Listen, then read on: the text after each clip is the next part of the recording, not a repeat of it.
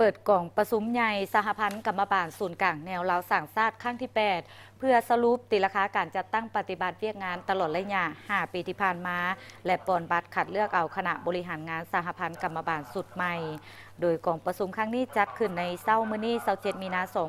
2025ที่ศูนย์กลางแนวลาวสร้างชาติภายใต้การเป็นประธานของสหายคำญาติราษฎรวงศ์ประธานสหพันธ์กรรมบาลศูนย์กลางแนวลาวสร้างชาติด้วยการเข้าร่วมของสหายเลดไซญพรกรรมการศูนย์กลางภาคประธานศูนย์กลางสหพันธ์กรรมบาลลาวมีห้องประธานศูนย์กลางแนวลาวสร้างชาติตลอดฮอดสมาชิกกรรมบาลเข้าร่วม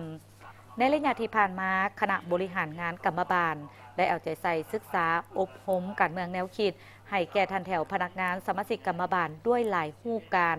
เป็นต้นแม้นการเสื่อมซึมเผยแพร่แนวทางนโยบายของภาคระเบียบกฎหมายของรัฐกฎระเบียบแนวลาวสร้างชาติและองค์การจัดตั้งมหาชน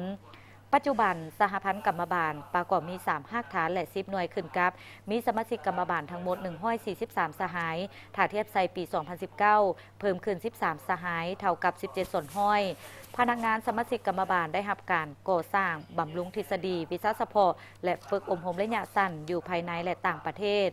พนักงานสมาชิกกรรมบาลได้รับการปฏิบัตินโยบายต่างๆที่เป็นอันรวมของภาครัฐและเป็นต้นแม้นได้รับการเลื่อนตำแหน่งบริหารขันห้องประธานขันหัวหน้ากลุ่มและเทียบเท่า6สหายขันห้องหัวหน้ากลุ่ม9สหายขันหัวหน้าแผนก12สหายขันห้องหัวหน้าแผนก17สหายเลื่อนสั้นขันเงินเดือนทั้งหมดเกือบ400 เถื่อคน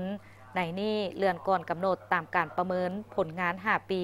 มี12สหายเลื่อนสั้นขั้นตามใบประกาศจำนวน13สหายได้รับนโยบายย่องย่อผลงานประเภทต่างๆและนโยบายอื่นๆเช่นอุดหนุนเกิดลูก45สหายนโยบายพนักงานเจ็บเป็นเข้าห้องหมอ31สหายประกันสังคมให้พนักงานและลูก66คนเงินนโยบายอุดหนุนบำนาญและด้านอื่นๆก็มีผลสำเร็จพร้อมนี้กองประชุมยังได้ผ่านทิศทางแผนการและปอนบัตรคัดเลือกเอาคณะบริหารงานสหพันธ์กรรมบาลสุดใหม่เติมอีก